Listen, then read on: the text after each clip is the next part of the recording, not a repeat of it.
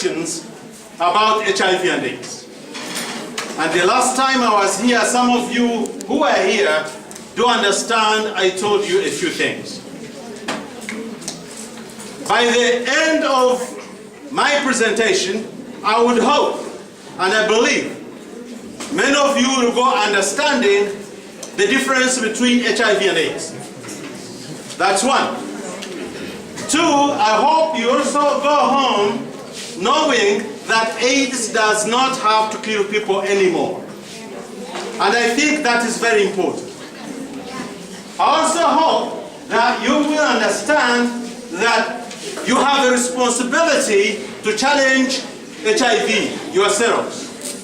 Nobody else will do it for you. And finally, I would hope that you are going to go understanding that the assumption that is being talked about, that drugs are around, is not a panacea to the problem of HIV and AIDS. It is true, AIDS has gone.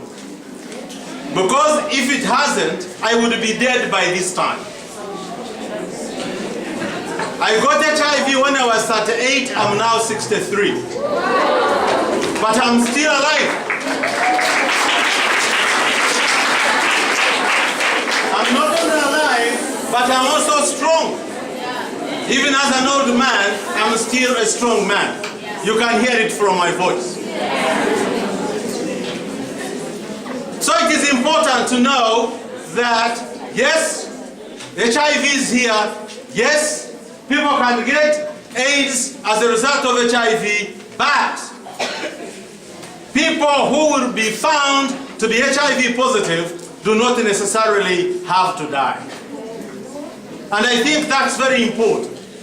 Because people today do not get HIV because they are negligent, but they may get HIV because of many other aspects associated with life. Because life has got its own ways. What do I mean here? What I mean is that considering now how long I have lived with HIV, many of you were not born when I found myself with the virus. Many of you were not yet born, because it is about 27 years ago. Many of you were not born.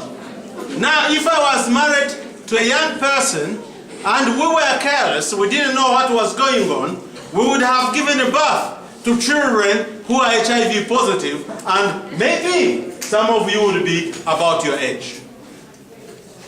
So, would you blame a child who has been born with HIV because of the parents? No. Not at all. That is why I am saying sometimes HIV is imposed on us. It's not a result of negligence, but it is a result of nature of human life. And we need to understand. However, I would like you to understand that there is a difference between HIV and AIDS. I can simply put it this way. HIV is like an egg, and AIDS is like a hen.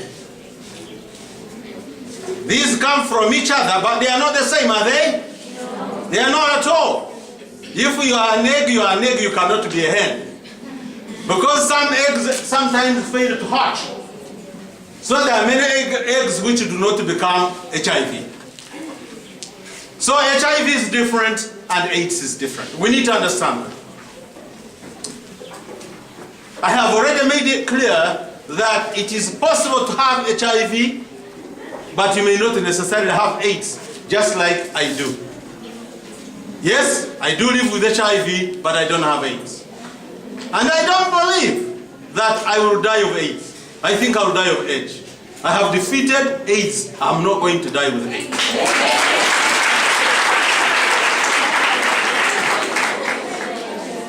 So, what do you do?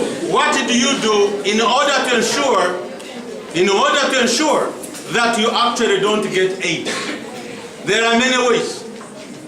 I'm not going to talk about not having sex, because I think that is not correct. At one point in time, you will need to have sex. It's mandatory. But how and when is the question. How and when is the question. And that is what you need to think about very seriously. I'm going to give you a method which will help you in fighting HIV by following certain 7 letters, which are D. 7 Ds I'm going to give you. And if you take these 7